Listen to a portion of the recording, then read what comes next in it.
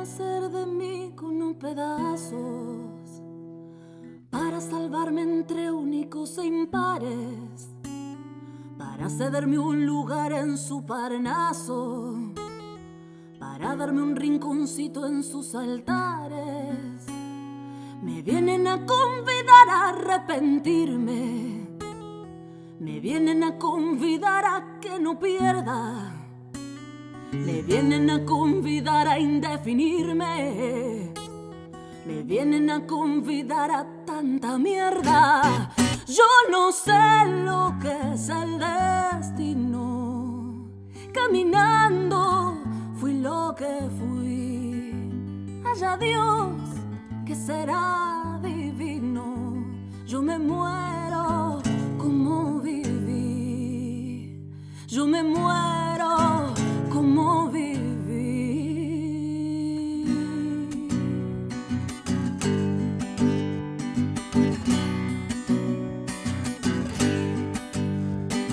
Yo quiero seguir jugando a lo perdido, yo quiero ser a la zurda más que diestro, yo quiero ser un congreso del unido, yo quiero rezar a fondo un hijo nuestro. Dirán que pasó de moda la locura, dirán que la gente es mala y no merece, mas yo partiré soñando travesuras. ¿Acaso multiplicar panes y peces? Yo no sé lo que es el destino, caminando fui lo que fui. Allá Dios, que será divino. Yo me muero como viví. Yo no sé lo que es el destino, caminando fui lo que fui. Allá Dios, que será divino. Yo me muero como viví, yo me muero como viví.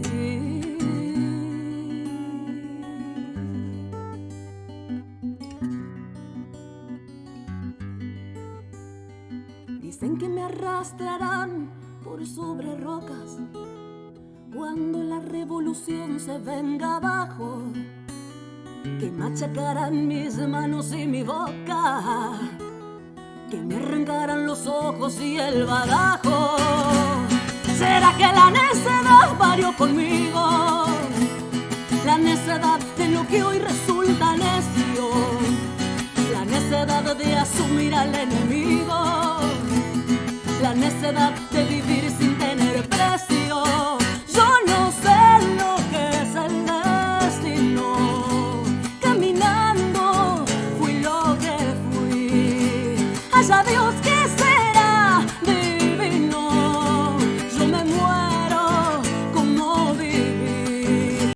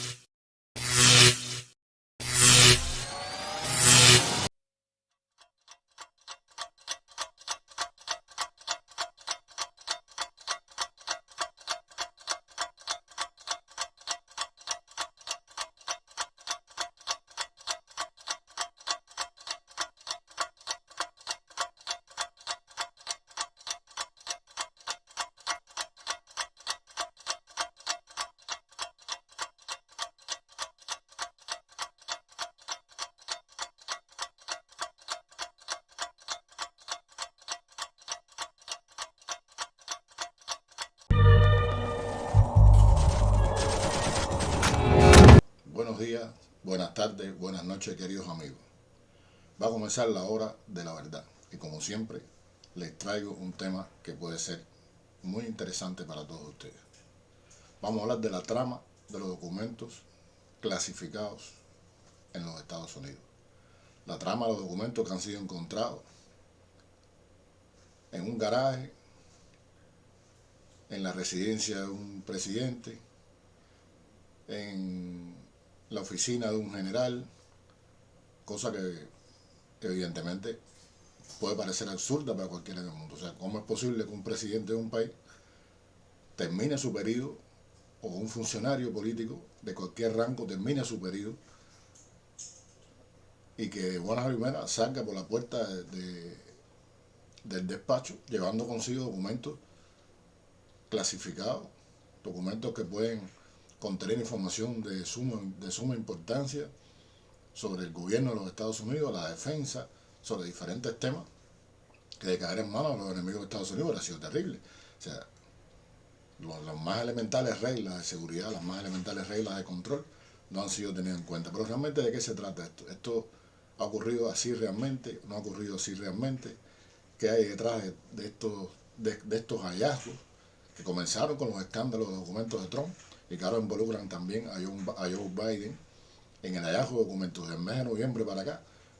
Han sido encontrados documentos en manos del presidente actual, Joe Biden, de cuando era vicepresidente durante la administración Obama.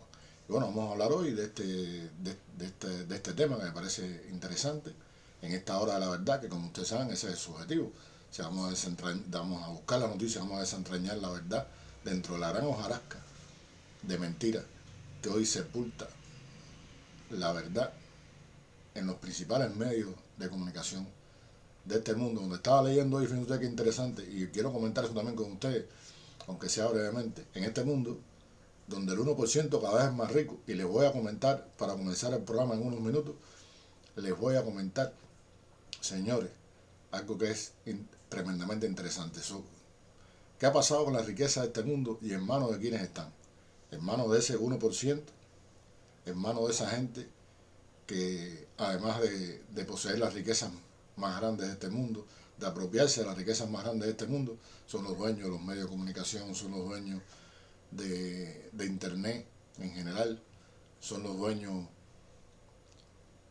de las principales industrias de la energía, son los dueños hasta de las galletas que te comes tú.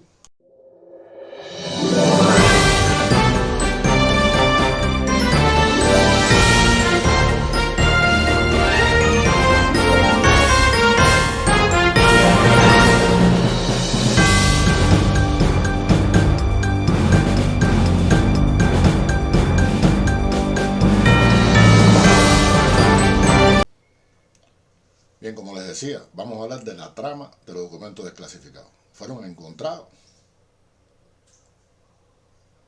fueron dejados intencionalmente ahí. Alguien se ocupó de inculpar a Joe Biden, quiere inculpar al presidente actual de los Estados Unidos, un poco para quitarle el golpe a Donald Trump. Están tratando de sacar de juego a los dos candidatos presidenciales. ¿Será esto? O sea, dos precandidatos, porque los dos tienen fuertes opciones para ser elegidos como candidatos de sus partidos para las próximas elecciones. Estarán tratando de sacar de juego a los dos. Hay una reconstrucción del liderazgo político en los Estados Unidos que busca deshacerse de estos dos peligrosos rivales de cara a las elecciones. Bueno, de todo esto puede estar ocurriendo en esta trama de los documentos desclasificados. Nuevos datos emergen de la investigación contra Donald Trump. Según el diario estadounidense The New York Times, el expresidente acumuló más de 300 documentos clasificados en su residencia de Mar-a-Lago, en Florida. Varias fuentes han detallado el rotativo que el gobierno estadounidense ha ido recuperando desde enero esos 300 documentos, es decir, desde que Trump abandonó la Casa Blanca.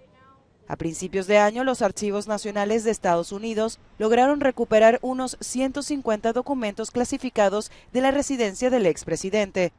Los ayudantes de Trump entregaron al Departamento de Justicia un segundo lote en junio, mientras que el tercero fue incautado en la redada del FBI ejecutada a principios de este mes. Todavía no se ha divulgado el contenido de los documentos que Trump se llevó de la Casa Blanca. Por supuesto que los republicanos están extremadamente interesados en sacarle lascas a este asunto, tratando de tapar, de encubrir de alguna manera o desviar el golpe sobre los documentos encontrados con anterioridad en manos del expresidente Donald Trump. La ley de registros presidenciales es muy clara al decir que los documentos oficiales de la Casa Blanca, ya sean clasificados o no, deben entregarse a los archivos nacionales. Ahora hay una pequeña diferencia que quiero señalar. Cuando Trump dejó el cargo como mandatario de los Estados Unidos, sacó deliberadamente de la Casa Blanca decenas de documentos altamente clasificados y los condujo hasta su mansión en Mar-a-Lago, en Florida. Los funcionarios identificaron los archivos faltantes y solicitaron su devolución. Sin embargo, el señor Trump ignoró las peticiones que le realizaron. Después de una dura batalla, el caso fue remitido al Departamento de Justicia. A través del FBI llevaron a cabo un allanamiento a la mansión del expresidente, donde se encontraron más de 300 documentos, incluidos algunos que estaban marcados como de alto secreto. El exmandatario señaló como cacería de brujas la redada del FBI e incluso acusó a la administración Biden de estar detrás de la búsqueda de su hermosa casa, según refiere la opinión. Contrario a la acción de Trump, el primer lote de documentos, que consta de 10 archivos clasificados que fueron hallados por los representantes legales mientras cerraban una oficina con sede en Washington, D.C., en el Centro Penn Biden para la Diplomacia y el Compromiso Global, que usó el actual mandatario como parte de su relación con la Universidad de Pennsylvania, donde se desempeñó como miembro honorario y profesor en 2017 y 2019. Y fueron reportados de inmediato. Los abogados de Biden devolvieron de manera voluntaria los documentos y evitaron reportar los documentos como perdidos. 4 días después, la Casa Blanca confirmó que un segundo lote de documentos clasificados aparecieron en el garaje de la casa de Biden en Delaware y ahora se encontró un tercer lote. El exmandatario se lavó las manos, asegurando que antes de dejar la Casa Blanca desclasificó los documentos. Salida muy a lo Trump. Pero hasta el momento no existe una evidencia clara al respecto. Por supuesto que la van a encontrar porque eso es un invento de Trump. Biden, por su parte, solo tiene una pequeña cantidad, vamos a decir así, según refiere la opinión, una pequeña cantidad. O sea, el hecho de que sean pocos documentos, que no son pocos, ya hemos visto que ha encontrado unos cuantos legados, no lo hace menos culpable. O sea, el hecho, sus defensores dicen que el pobre Biden, por supuesto, tenía mucho menos documentos que Donald Trump, pero eran documentos clasificados. O sea, ¿qué hacía Biden guardando en un garaje en su casa documentos clasificados? Hasta el momento se sabe que entre los documentos se encuentran documentos personales de la familia Biden, como cartas de condolencia que le hicieron llegar tras la muerte de su hijo, etc. Así como un par más, dice la opinión, sobre la política estadounidense. Nada, una bobería ahí, o sea, parte de documentos más, cuando todos sabemos todos los enredos que hay con el hijo de Biden y demás. Nada, una bobería. O sea, unos papelitos más que encontraron ahí. Cuando se dio a conocer, y esto es verdad, que Biden tenía documentos clasificados, los republicanos exigieron a través de redes sociales inmediatamente al fiscal general Merrick Garland que buscara a alguien especial para que investigara el caso, como lo hizo en su momento con Donald Trump. Garland no mencionó de manera inmediata cuál era el plan, sin embargo, se esperaba una reacción que no lo pusiera sobre las cuerdas. Ahora del segundo hallazgo, el fiscal anunció a través de una conferencia de prensa el compromiso del Departamento de Justicia con la sociedad. En estos momentos se encuentran examinando los documentos. Y hay montones de interrogantes, se fueron puestos ahí. ¿Cómo parecieron de buena primera en un momento tan importante?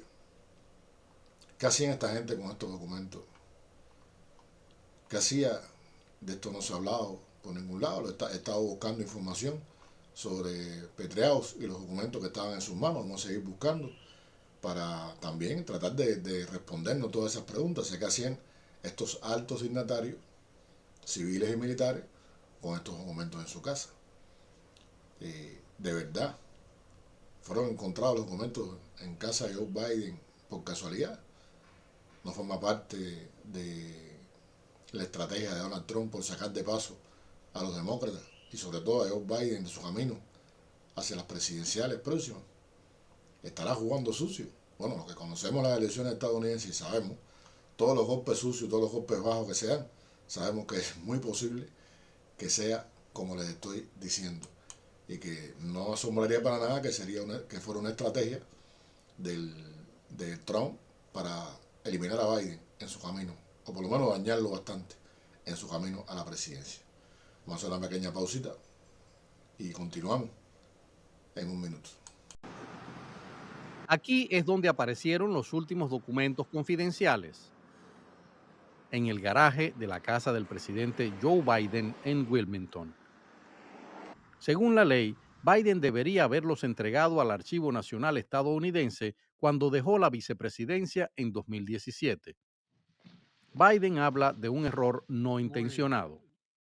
La gente sabe que me tomo en serio los documentos y materiales clasificados y estamos cooperando plenamente con el Departamento de Justicia. Pero los republicanos le acusan de hipócrita. Biden había criticado ferozmente al presidente Trump por supuesta ocultación de documentos reservados cuando el año pasado se descubrieron archivos comprometedores en su casa en Florida.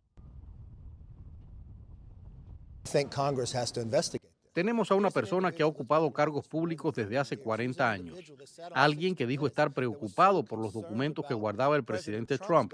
Y esta persona, como vicepresidente, retuvo documentos durante años. Nuevos hechos se siguen sumando a la lista del escándalo Petraeus, mientras que diferentes medios aseguran que el exdirector de la CIA sí testificará frente al Congreso en cuanto a lo sucedido en Benghazi. Estas son las primeras imágenes de la mujer en el centro de la controversia desde que el escándalo salió a la luz. Paula Bradwell se puede ver aquí disfrutando de una copa de vino en la casa de su hermano en Washington, D.C. Cada día trae nuevos descubrimientos. La cadena estadounidense ABC ahora asegura que Bradwell presuntamente tenía en sus manos documentos militares, algunos de ellos clasificados. Estos habrían sido encontrados por el FBI en su casa en Charlotte, Carolina del Norte. Todavía no es claro si cargos criminales recaerán sobre Bradwell. Ahora también rodeado por el escándalo, el general a cargo de las fuerzas de la OTAN en Afganistán, John Allen, está siendo acusado de enviar correos electrónicos potencialmente inapropiados a Jill Kelly, una mujer de la alta sociedad involucrada en actividades militares de Tampa, Florida. Kelly fue el punto de inicio de todo el escándalo. Ella reportó al FBI acerca de mensajes electrónicos amenazantes enviados por Bradwell. Durante la investigación de estas correspondencias, el FBI descubrió la relación entre Petraeus y su presunta amante. Mientras los involucrados en el caso se mantienen en bajo perfil, seguimos con la trama de esta gente. Bueno, un general como general estadounidense Petraeus, David Petraeus, uno de los comandantes militares de más alto rango en la era posterior al 11 de septiembre del 2001, que tuvo que renunciar como director de la Agencia Central de Inteligencia de los Estados Unidos tras reconocer que sostuvo una relación extramatrimonial. Por hasta ahí, todo queda en el marco de las relaciones personales, pero lo que pasó era mucho más grave. Según una declaración hecha por él, describió su comportamiento como inaceptable. Dijo que había ido a la Casa Blanca, había hablado con el presidente, había pedido que le permitiese por razones personales renunciar a su cargo a partir del compromiso que ha tenido en esta relación extramatrimonial y que lo comprometía. Además, lo ponía en una situación, podríamos decir, desventajosa. Hasta ahí todo parecía muy bien. Hasta ahí todo puede parecer, bueno, una relación extramatrimonial. No sería el primero ni el último tampoco. Parece que el hecho de las relaciones extramatrimoniales y los papeles confidenciales y demás forma parte de la historia de estos funcionarios políticos. Pero resulta ser que Petraeus tenía una aventura con su biógrafa, también militar, Paula Bradwell. Ella lo siguió durante casi un año en Afganistán para escribir una tesis sobre él para el King's College de Londres. Poco después de la renuncia de Petraeus, surgieron informes de que el FBI había descubierto el romance en el curso de una investigación sobre Bradwell. Bradwell, una mujer casada, que tiene 2 hijos, que vive en Charlotte, Carolina del Norte, también una veterana del ejército estadounidense. Y el FBI empezó a investigar el correo electrónico, los documentos que ha utilizado esta señora para hacer la famosa biografía de Petraeus. Entonces, que lo que se descubrió fue, o sea, el FBI y los fiscales del Departamento de Justicia recomendaron incluso imputar a Petraeus alegando que proporcionó como director de la Agencia Central de Información, como director de la Agencia Central de Inteligencia, información reservada a esta señora, a su amante, a Paula Browell. Tras la recomendación del Departamento de Justicia revelada al diario New York Times, creo que fue el hecho fue en el 2012, la revelación de haber sido en el año 2015, esta petición de que fuera juzgado Petraeus, si se presentaba cargo o no se presentaba cargo contra él. Se empezó a dirimir este dilema que al final no llegó a ninguna parte. El general de 4 estrellas podría haberse enfrentado a penas de cárcel. La investigación que se inició antes de destaparse la relación con Browell, de 42 años, que se había iniciado ya desde el año 2011, cuando la veterana del ejército trabajaba en la biografía sobre el militar. O sea, una investigación que llevó tiempo, que llevó años de investigación, y que hicieron posible saber que este comandante militar del ejército estadounidense, según el New York Times, había entregado a su biógrafa documentos clasificados de la CIA, y que estos documentos clasificados podían ser revelados a través de los escritos que había hecho esta señora. Sabe Dios, además, los caminos que habrán tomado estos documentos. Desde su salida de su sede en la agencia en Langley, Petraeus se había mantenido en un perfil bajo. Últimamente lo hemos visto aparecer varias veces haciendo recomendaciones sobre la guerra en Ucrania, o sea, sobre lo que él llama la doctrina Petraeus y su aplicación o no por parte de Ucrania y de Rusia, incluso promoviendo el uso de la fuerza, promoviendo el uso de la intervención estadounidense en la guerra de Ucrania, hablando como todo un halcón sobre lo que estaba sucediendo. Este señor, que de manera irresponsable, por decirlo de alguna manera, le entregó a su biógrafa documentos clasificados que fueron encontrados en el ordenador, fueron encontrados en la computadora de esta señora. Señora que tuvo acceso además a información reservada, y que tuvo acceso al correo electrónico de este general Petraeus. Cosas de Yanquilandia, como diría un amigo mío, cosas que suceden en Yanquilandia. Y así podríamos seguir encontrando. Bill Clinton también estuvo involucrado en temas de este tipo, y así pudiéramos encontrar, estoy seguro, que muchísimos casos más. Estos son los casos que han salido a la luz pública. Y aquí estamos hablando también de traspiés, estamos hablando también de golpes sucios que se dan también camino a las presidenciales, de golpes sucios para sacar a un rival. Y creo que pudiéramos poner incluso algunos ejemplos para recordar cómo es que funciona esta política en el país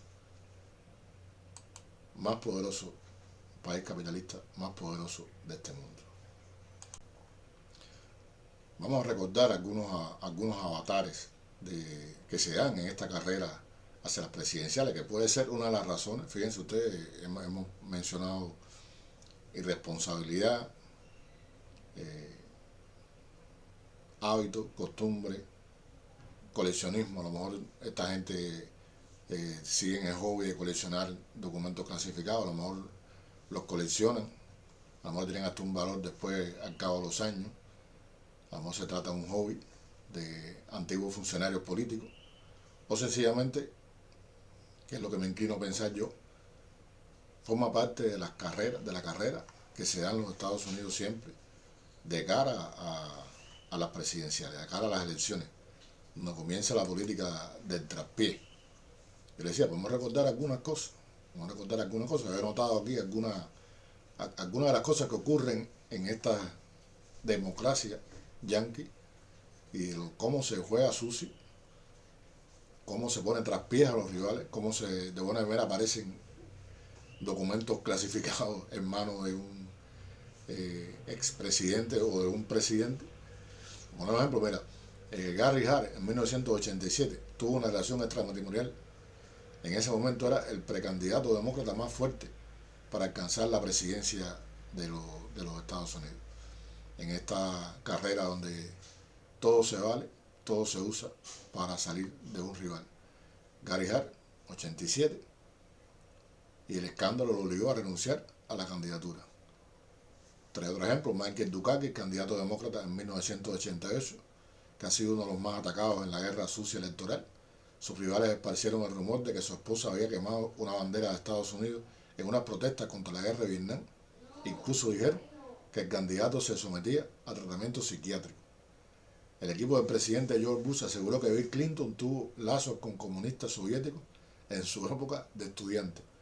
Al demócrata le adjudicaron una relación extramatrimonial con su secretaria de toda la vida, Jennifer Fitzgerald.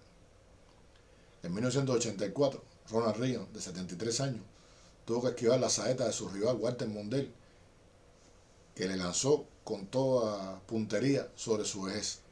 A Bob Dole, candidato republicano en el 96, con los mismos años que Bush, lo atacaron constantemente con el asunto de la edad.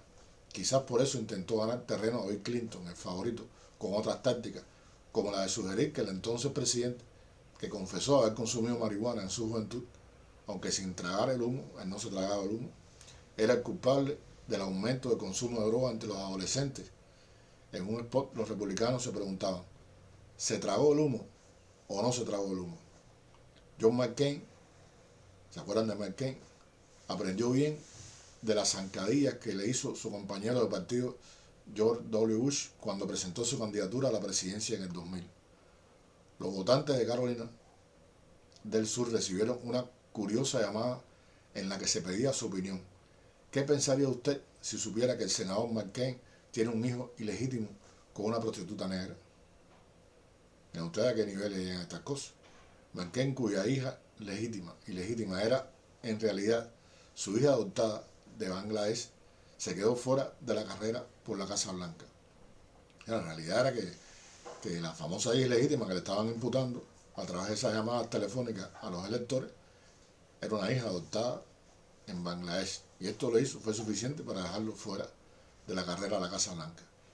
En elecciones tan disputadas como la que se enfrentaron George Bush y John Kerry, el juego sucio era un arma recurrente: atacar por los flancos, atacar a la familia, la religión o el patriotismo suele dar buenos resultados. Bush contó en su equipo con uno de los mayores cerebros en la maquinaria de inmundicia de las campañas electorales, Karl Rove. Los demócratas presentaron a su candidato del 2004, John Kerry, como el héroe de la guerra que había servido con honores en Vietnam. Los republicanos lo presentaron como un traidor que había arrojado sus medallas corazón púrpura en una manifestación contra el conflicto en 1971. Una foto de Obama vestido con un traje típico de Kenia sirvió para alimentar los rumores de que el senador era musulmán. Obama alertó que John McCain prolongaría la guerra de Irak por 100 años más, aunque el candidato nunca dijo eso. Además, nunca lo dijo, pero además Obama, después siendo presidente, la alargó todo el tiempo que pudo. Además, aún no se sabe si es Sarah Palin, la cerda con pantalones a la que se refirió en un discurso. Cuando se trata de ensuciar a su candidato, lo importante no es encontrar una mancha en su vida que revelar, sino que ésta, real o no, parezca verosímil.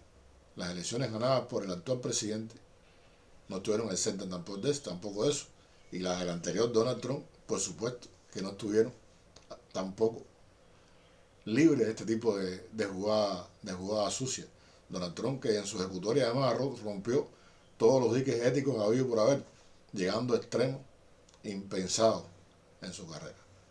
Entonces, no me extrañaría para nada que la aparición de documentos clasificados, tanto en manos de Trump como en manos de Biden, que han aparecido en momentos claves, tengan que ver con la intención del verdadero poder en los Estados Unidos de eliminar a estos políticos desgastados sin duda en buena medida por muchas cosas, peligrosos por algunos intereses de la carrera o de la posible carrera hacia la Casa Blanca. Yo les decía que tenía un dato de interés que me parece que es bueno que ustedes conozcan y que encontré explorando hoy en los medios de prensa. Con la Confederación Internacional de Organizaciones No Gubernamentales, OFAN, reveló en un informe publicado este lunes que el 1% más rico de la población ha acumulado casi 2/3 partes de la nueva riqueza generada a nivel global desde el 2020, unos 42 billones de dólares, que es casi el doble de lo obtenido por el 99% del restante de la población mundial. Son este 1% que quita y pone presidente, que dirige realmente la política en estas democracias capitalistas de este mundo. O sea que las grandes fortunas, estas grandes fortunas que lo dictan todo, que son los dueños hasta del dulce que te comes, que son los dueños de los caramelos que te comes, de la energía que consumes, de la mayor parte de los productos que consumes además en las redes sociales, en la televisión, para no decir que el 100%, ha acaparado 26 billones de dólares, el 63% de la nueva riqueza generada del 2020, dejando para el resto de la población 16 billones, que representan el 37% de la misma. O sea que el 99% de la gente recibió el 37% de la riqueza y esta gente recibieron el 63% de la riqueza. 37 para uno, para la inmensa mayoría, y para la insignificante minoría, el 63%. ¿Qué les parece? Un dato que ilustra muy bien cómo la fortuna de los multimillonarios ha aumentado a un ritmo de 2.700 millones de dólares al día, hecho que se suma a una década de ganancias históricas en la que el número de millonarios y su riqueza se ha duplicado. Mientras el mundo está en crisis, mientras la pandemia estaba arrasando, mientras millones de personas murieron producto de la pandemia, mientras escasean los alimentos en el mundo, esta gente se enriqueció todavía más. Y la cifra es de verdad increíble. 2.700 millones de dólares al día. 2.700 millones de dólares al día. Bueno, ustedes cuántas cosas se podrían hacer en Cuba con 2.700 millones de dólares al año. Así que imagínense ustedes lo que podríamos hacer con 2.700 millones en un día, en beneficio de todos, en beneficio de la gran mayoría. ¿Cuánto se puede hacer en África? ¿Cuánto se puede hacer en el Medio Oriente? ¿Cuánto se puede hacer en América Latina? ¿Cuánto se puede hacer en este mundo con esas cifras exorbitantes que van a parar al final a mano de ese 1%? Van a parar a mano de los ricos y poderosos de este mundo, de los dueños reales de este mundo en el cual vivimos. Bueno, queridos amigos, esta ha sido la hora de la verdad. Espero que el tema que les traje hoy haya sido de su interés, que lo hayan ilustrado, que les hayan recibido mi opinión sobre esto que está circulando constantemente en estos días por los principales medios de información y que ponen sobre el tapete una vez más la compleja situación que vive el país más poderoso, el país capitalista más poderoso del mundo, y lo que puede ocurrir, da una luz de lo que puede suceder de cara a las próximas elecciones presidenciales en ese país. Bueno, nos vemos. Recuerden que el sábado nos vemos en un café con Daniel. Nos encontraremos de nuevo. Le doy las gracias por todo el apoyo que tuvo el programa anterior, que me parece que era muy importante en muchos sentidos. El que no lo haya visto, por favor, que lo vea. Vamos a seguir trabajando esos temas. Vamos a seguir desde el café con Daniel, aprovechando que estamos en vísperas del aniversario de las Razones de Cuba. Vamos a seguir hablando de estos temas. Vamos a seguir comentando estos temas, que aunque la denuncia fue, como alguien señaló, hace 12 años, tienen una actualidad y una vigencia extraordinaria. Así que muchas gracias, queridos amigos, por seguir la hora de la verdad. Nos vemos de nuevo. Un gran abrazo para todos ustedes y que la pasen bien. Este ha sido Raúl Antonio Capote, desde La Habana, Cuba, territorio libre en América. Nos vemos.